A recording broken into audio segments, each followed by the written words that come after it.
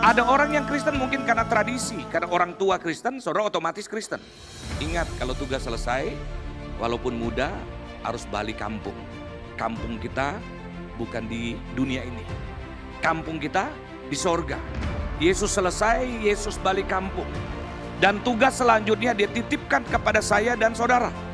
Kalau saudara masih memiliki orang tua yang belum percaya kepada Yesus, secinta-cintanya kita, kalau kita tidak pernah menyampaikan Injil, tidak pernah mendoakan, kita orang yang bengis, kita orang yang bejat. Karena apa? Alkitab bilang keselamatan cuma ada di dalam Yesus. Sebelum melanjutkan video ini, silakan tekan tombol subscribe, kemudian nyalakan tombol lonceng, jangan lupa like, dan bagikan kepada teman-teman supaya banyak yang menerima berkat. Terima kasih, Tuhan Yesus memberkati.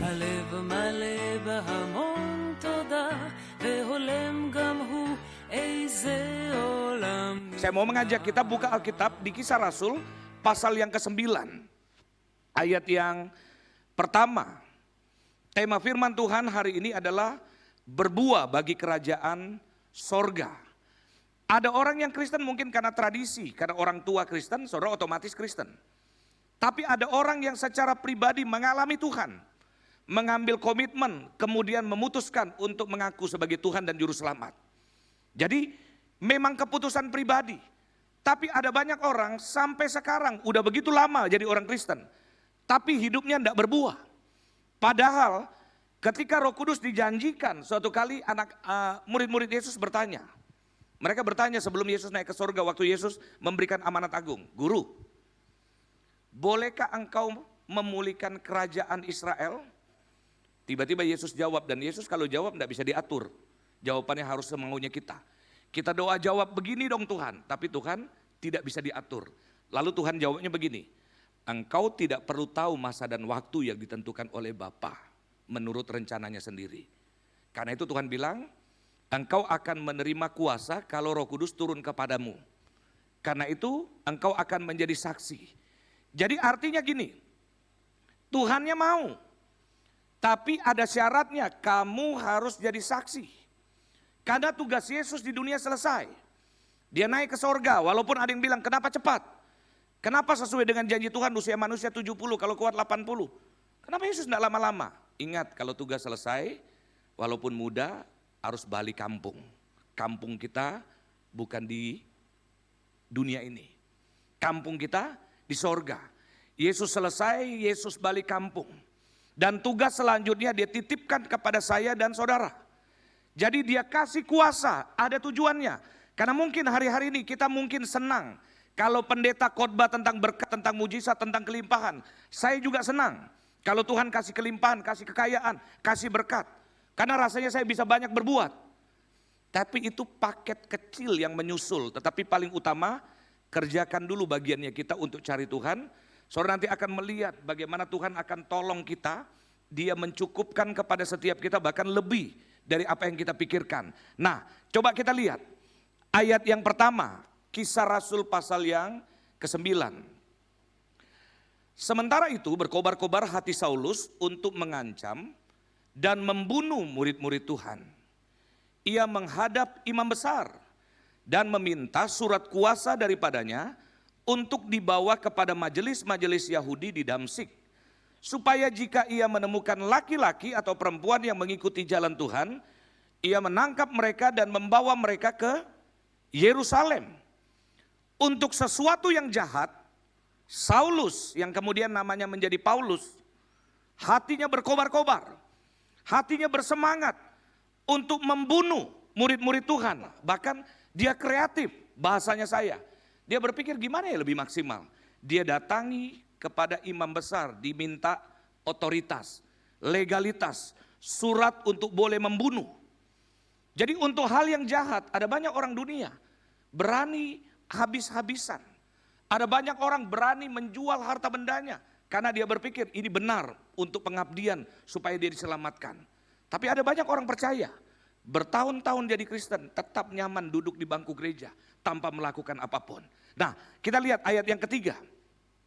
Dalam perjalanan ke Damsyik, ketika ia sudah dekat kota itu, Tiba-tiba cahaya memancar dari langit mengelilingi dia. Ia rebah ke tanah dan kedengaranlah olehnya suatu suara berkata kepadanya, Saulus, Saulus, mengapakah engkau menganiaya aku? Jawab Saulus, siapakah engkau? Tuhan, katanya, akulah Yesus yang kau aniaya itu.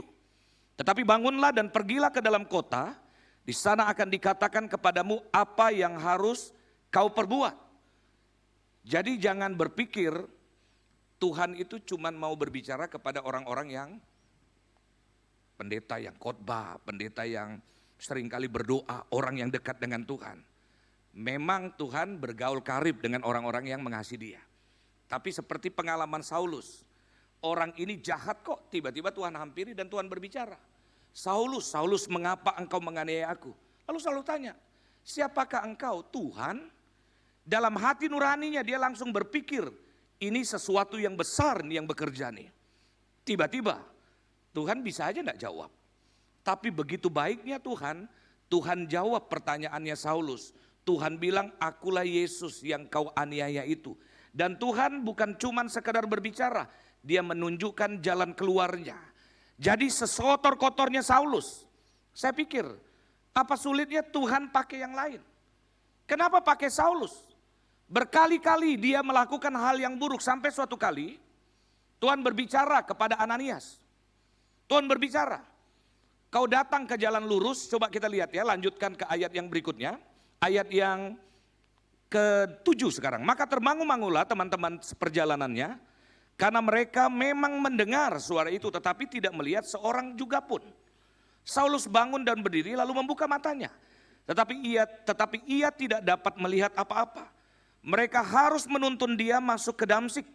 3 hari lamanya ia tidak dapat melihat dan 3 hari lamanya ia tidak makan dan minum. Di Damsik ada seorang murid Tuhan bernama Ananias.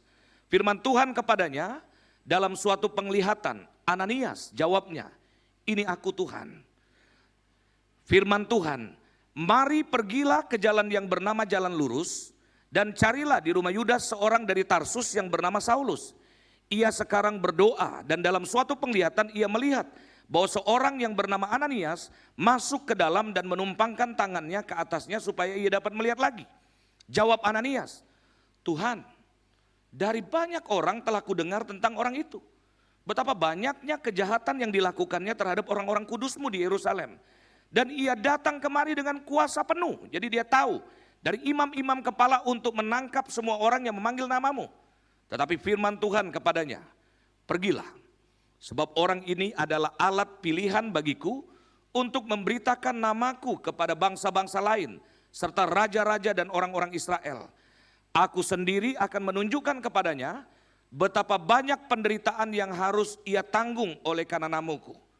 Lalu pergilah Ananias ke situ dan masuk ke rumah itu, ia menumpangkan tangannya ke atas Saulus, katanya, Saulus saudaraku, Tuhan Yesus yang telah menampakkan diri kepadamu di jalan yang engkau lalui, telah menyuruh aku kepadamu supaya engkau dapat melihat lagi dan penuh dengan Roh Kudus. Dan seketika itu juga seolah-olah selaput gugur dari matanya sehingga dapat melihat lagi. Ia bangun lalu dibaptis. Tugas Yesus selesai di dunia ini. Tapi bukan berarti Yesusnya diam. Waktu dia perintahkan murid-muridnya pergi untuk beritakan Injil, dianya tetap bekerja. Kenapa? Karena tiba-tiba dia menghampiri orang. Tiba-tiba dia menghampiri Saulus sampai dibuatnya buta. Jadi ini pertobatan Saulus hasil karya Tuhan langsung. Kadang-kadang Tuhan pakai kita. Ada masanya, ada orang yang kita kenal, kita injili, dia ngomong, dia berteman dengan kita. Lalu akhirnya suatu kali mungkin di depan mata kita, dia bilang, Ron, aku mau ikut Yesus, gimana caranya? Mungkin kadang-kadang ada hal yang seperti itu Tuhan percayakan, tapi ingat, kalaupun ada orang bertobat, sadar betul itu karena Tuhan. Tetapi Tuhan punya banyak cara, sama seperti waktu Tuhan buat Saulus, dibutakan matanya dan Tuhan bekerja. Di dalam penglihatan Tuhan kasih ke Ananias, di dalam penglihatan Tuhan kasih ke Saulus, walaupun matanya buta, tapi Tuhan bisa berbicara lewat penglihatan, dalam alam roh. Nah, karena itu saudara-saudara, saya mengajak kita memperhatikan bahwa ketika Tuhan menyelamatkan kita, Dia mau kita dari gelap dibawanya ke terang yang ajaib. Kita harus sadar bahwa ada maksud Tuhan kalau Tuhan mengeluarkan kita dari hal-hal yang jahat. Karena Tuhan mau pakai seorang Paulus yang dulunya Saulus, setelah mengalami Tuhan, dalam hitungan hari dia menjadi seorang penuai. Dan Tuhan punya rencana yang sama bagi kita.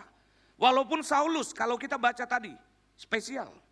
Tuhan bilang, aku akan perlihatkan kepadanya kesukaran-kesukaran yang dia akan alami karena mengikuti aku. Jadi dari awal dia sudah dapatkan bahwa Tuhan akan memakai dia dalam kesakitan, dalam penderitaan. Makanya dia bilang, aku melupakan apa yang ada di belakangku. Dia tetap memandang kepada Tuhan karena dia tahu dia dulunya jahat.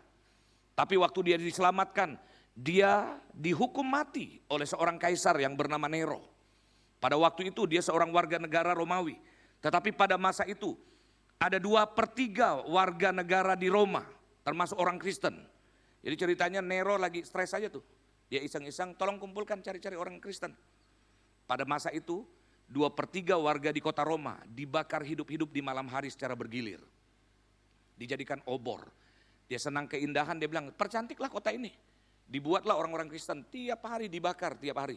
Di tengah malam supaya terang kota ini dan yang dijadikan obor orang Kristen. Jadi penderitaan yang dialami oleh orang Kristen pada masa itu tidak malah mudah. Dan janji Tuhan, kalau saudara lihat zaman sekarang, begitu mudahnya, begitu indahnya kekristenan. Tapi hati-hati, kekristenan yang mudah biasanya membuat kita melakukan kekristenan kita cuman standar. Kita tidak berpikir apa yang harus kita buat. Kalau saudara masih memiliki orang tua yang belum percaya kepada Yesus, secinta-cintanya kita, kalau kita tidak pernah menyampaikan Injil, tidak pernah mendoakan, kita orang yang bengis. Kita orang yang bejat. Karena apa? Alkitab bilang keselamatan cuma ada di dalam Yesus. Sesayang-sayangnya saudara, kalau saudara melihat keluarga saudara mati tidak di dalam Tuhan, menangis boleh. Kenapa? Karena jaminan untuk keselamatan tidak ada. Setiap kita harusnya kalau melihat ada keluarga kita, teman kita, saudara tanamkan dalam hati, bukan menginjili yang dengan cara-cara yang salah. Tetapi tetaplah pertama mendoakan. Kedua, kalau ada kesempatan, zaman sekarang kalau ditanya, mungkinkah saya pergi menginjili sampai ke ujung bumi? Jawab saya sekarang sangat mungkin. Sekarang kita punya media sosial. Kalau saudara misalnya punya kemampuan bahasa Inggris yang bagus, kalau saudara misalnya dapat rema sesuatu, tuliskan aja dalam bentuk quotes.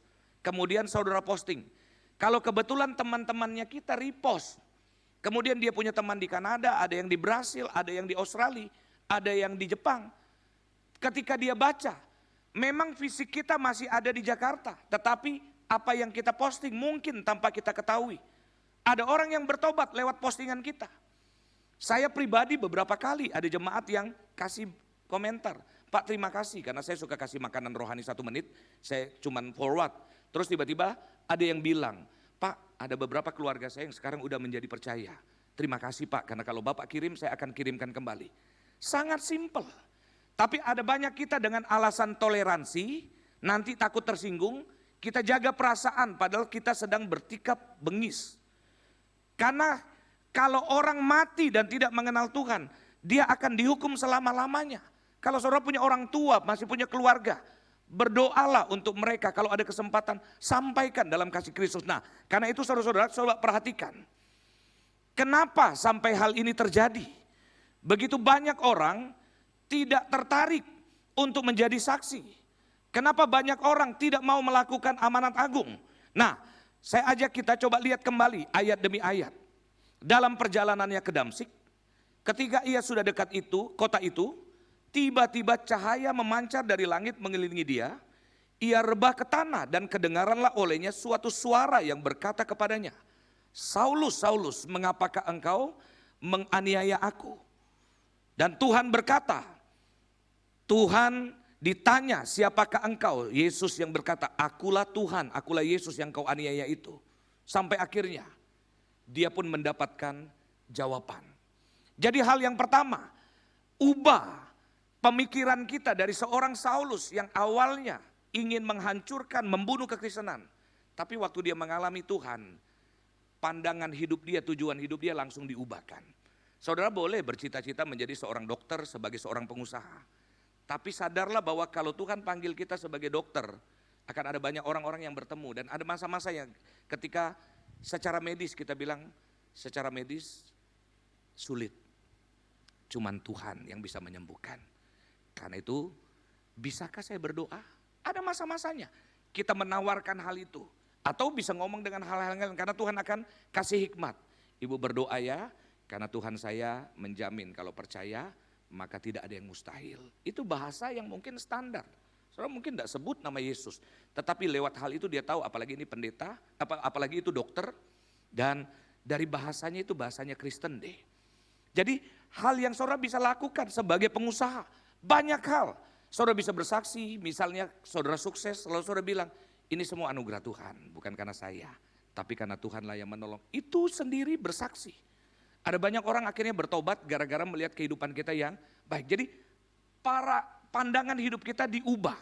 Waktu saudara ngalami Tuhan secara pribadi, fokusnya harus sekarang berubah. Apapun yang saya kerjakan, semuanya untuk Tuhan. Karena kalau Tuhan diutamakan, karir saudara, usaha saudara, Tuhan bilang aku akan tambahkan. Asal pikiran kita utamakan ke Tuhan dulu, Tuhan bilang semua bonus-bonus aku tambahkan kepadamu. Yang kedua, coba kita lihat. Apa yang harus kita lakukan agar kita bisa berbuah kepada Tuhan. Ayat yang 8 dan 9, coba saya bacakan. Ayat 8 dan ke-9 dikatakan demikian. Saulus bangun dan berdiri lalu membuka matanya, tetapi ia tidak dapat melihat apa-apa. Mereka harus menuntun dia masuk ke Damsyik. 3 hari lamanya ia tidak dapat melihat dan 3 hari lamanya ia tidak makan dan minum. Kadang-kadang Tuhan harus kasih proses yang menyakitkan. Kadang-kadang. Tergantung, tapi pada dasarnya Tuhan tidak sadis. Tuhan mau berkati kita diangkat Tuhan, kita jadi orang yang berprestasi misalnya. Tapi kalau Tuhan kasih anugerah, ada orang tidak meresponi, kadang-kadang Tuhan kasih plan B. Dibangkrutkanlah usahanya, dibuat sakitlah, supaya akhirnya cari Tuhan. Sebagaimana Saulus dibutakan Tuhan 3 hari. Selama 3 hari dia tidak makan, dia tidak minum. Tetapi setelah itu langsung berdampak. Kadang-kadang kemapanan itu menghancurkan kita. Padahal Tuhan memang suka memberkati. Kalau Tuhan memberkati kan bukan untuk menghancurkan. Tapi kadang-kadang kemapanan itu bisa membuat kita jauh dari Tuhan. Berbahagialah kalau saudara bisa mapan tapi saudara begitu on fire melayani Tuhan. Karena artinya saudara itu cocok diberkati. Tapi kalau orang-orang mendapatkan kebaikan dan merespon dengan benar, kadang-kadang harus mengalami seperti Saulus. Saulus belajar, dia tahu akan ada datang Mesias. Tapi dia menolak. Sampai akhirnya dibutakan baru dia terbuka. Jangan tunggu pengalaman yang pahit kita harus alami, baru kita bertobat, baru kita sadar. Tapi waktu Tuhan berkati, kita responi, ini ada maksud Tuhan waktu Tuhan berkati saya. Nah yang ketiga, yang terakhir, kita lihat ayat yang ke-18 dan ayat yang ke-19. Dikatakan demikian, dan seketika itu juga seolah-olah selaput gugur dari matanya, sehingga ia dapat melihat lagi, ia bangun lalu dibaptis. Dan setelah ia makan, pulihlah kekuatannya. Saulus tinggal beberapa hari bersama-sama dengan murid-murid di Damsyik. Dia waktu dengar dia melihat apa yang Tuhan buat, dia langsung responi, dia langsung bangun dan dibaptis. Jadi pengalaman hidupnya membuat dia bertindak dengan cepat. Tapi saya yakin, tidak mesti harus pahit dulu kan respon kita baru cepat. Kenapa tidak izinkan Tuhan proses kita dengan lembut, dengan caranya yang hebat? Kenapa harus dengan yang pahit-pahit dulu? Dia meresponi dan setelah itu dia pulih kekuatannya, keputusannya menentukan Saulus ke depan. Yaitu di kalimat yang terakhir 19b. Saulus tinggal beberapa hari bersama-sama dengan murid-murid di Damsyik. Artinya apa? Dia minta dimuridkan oleh muridnya. Dia kaya pengetahuan. Dia pinter kok. Ngapain dia diam di tengah-tengah murid-murid yang cuman tidak sekolah itu. Yang cuma nelayan, tetapi itu bentuk kerendahan hati. Saya perhatikan, ada banyak masalah dalam kehidupan orang percaya, kenapa hidupnya tidak berbuah? Karena setelah mengalami Tuhan, dia tidak memberi diri untuk dimuridkan. Dia cuma asik, ada orang punya kebiasaan pindah-pindah gereja. Ketika pendeta yang khotbah nyakiti dia pindah. Ketika sesuatu tidak nyaman dia pindah. Itu salah satu bentuk yang namanya pemberontakan. Tapi kalau saudara lihat, bukan cuma Saulus. Saulus setelah beberapa hari dia mengizinkan dirinya itu tinggal bersama murid-muridnya. Saudara lihat jemaat mula-mula, setelah bertobat 3.000 orang, Alkitab katakan orang-orang itu setiap hari berkumpul, bersekutu bersama, berdoa bersama, sama-sama menggeluti firman Tuhan. Mereka berdoa, berpuasa, apa yang menjadi milik mereka menjadi kepunyaan bersama. Lalu Tuhan bilang, Alkitab bilang begini, lalu mereka disukai banyak orang dan Tuhan menambahkan jumlah. Berarti sama polanya, Saulus dimuridkan dulu. Banyak orang yang percaya waktu pengalaman Pentakosta, mereka tiap hari berkumpul, artinya apa? Kalau bicara waktu, mereka kan lagi liburan. Ceritanya mereka lagi liburan untuk merayakan Paskah dan Pentakosta versi Israel. Tapi tiba-tiba tiap hari kumpul. Padahal tujuannya mungkin ketemu keluarga. Tapi mereka bayar harga dan akibatnya begitu banyak penuaian. Banyak orang setelah jadi Kristen tidak mengalami buah yang lebat. Karena memang pada dasarnya tidak mau dimuridkan. Karena kalau dimuridkan artinya kan kita agak sibuk. Kita harus sediakan waktu untuk pergi ke gereja, dibimbing, diarahkan. Ingat pesan yang terakhir. Sebagaimana murid-murid Yesus, dia sedang melihat Yesus yang lagi naik ke surga setelah memberikan amanat agung. Malaikat tiba-tiba bilang begini, ngapain lu di sini? Bahasa Jakarta ya, ngapain lu di sini? Pergi. Yesus yang sama yang naik ke surga akan datang dengan cara yang sama. Ingat, kita semua nanti juga akan berhadapan dengan pengalaman yang sama. Suatu waktu Yesus akan datang kedua kali untuk menjemput kita. Tapi ingat, ada yang dijemput tetapi ada yang tidak layak. Sebagaimana pesannya, pergi jadilah saksiku, kita harus tanggung jawab. Kita harus pertanggungjawabkan apakah kita memang selama kita hidup, kita memang diutus, kita mengerjakan panggilannya. Ingat, kematian dan kekekalan itu bukan perkara mudah. Kalau kita mau pergi keluar aja, ke Amerika nih, saudara boleh kaya, banyak duit, bisa beli rumah di Amerika, tapi kalau pemerintahan Amerika tidak kasih visa, sekaya apapun kita tidak bisa masuk ke sana. Untuk sesuatu yang sifatnya dunia aja butuh kepastian. Untuk kekekalan nanti, waktu Yesus datang, kita harus punya jaminan bahwa saya pasti punya visa, asalkan kita melakukan tugas. Ingat, dia janjikan kuasa. Kalau saudara bilang saya tidak bisa, saya tidak punya pengetahuan, dia bilang aku akan mengajarkan, aku akan mengingatkan apa yang aku ajarkan kepadamu. Kalau saudara bilang saya tidak bisa, aku yang akan mengisapkan. Kalau saudara bilang saya tidak sanggup, saya adalah penolong. Kalau saudara merasa saya ditekan, dipermalukan, aku adalah penghibur. Yesus ku percaya.